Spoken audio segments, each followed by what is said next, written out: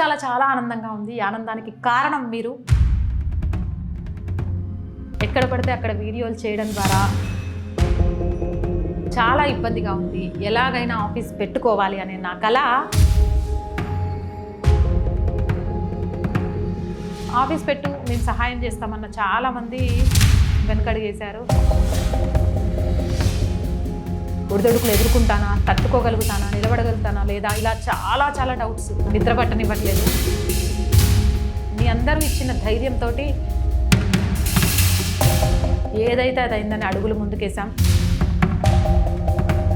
ఇంతమంది మన అనుకుండగా పోరాడాల్సిందే అనే ఒక ధైర్యాన్ని, స్ఫూర్తినిచ్చాయి. ఇప్పుడు బాధ్యతలు పెరిగాయి. ఏదేమైనా ఒక్క విషయం చెప్తున్నానబ్బా, ఎంత ఆనందం ఉందో అంతే భయం కూడా ఉంది. నేను మీ అందరినీ నా వాళ్ళు అనుకుంటున్నాను. నన్ను కూడా మీరందరూ మీ ఇంటి ఆడపిల్లగా చూస్తున్నారు. హనుమధ్వజం ఎగరేసి మరీ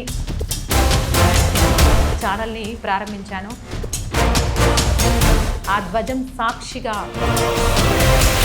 సనాతన ధర్మం కోసం, జాతీయవాదం కోసం, దేశం కోసం ప్రాణాలను ఇవ్వాల్సి వచ్చినా ఏ మాత్రం ఆలోచించకుండా ఇచ్చేస్తాను. ఆర్ వాయిస్ జర్నలిస్ట్ నవత. కష్టపడటానికి నేను, నా స్టాఫ్ ఉన్న ఒకరిద్దరైనా సిద్ధంగా ఉన్నారు. దేశం కోసం, ధర్మం కోసం నిలబడే ఒక అమ్మాయి అని పేరు తెచ్చుకోవడంలో వెనుకడుగు మాత్రం వేసేది లేదు.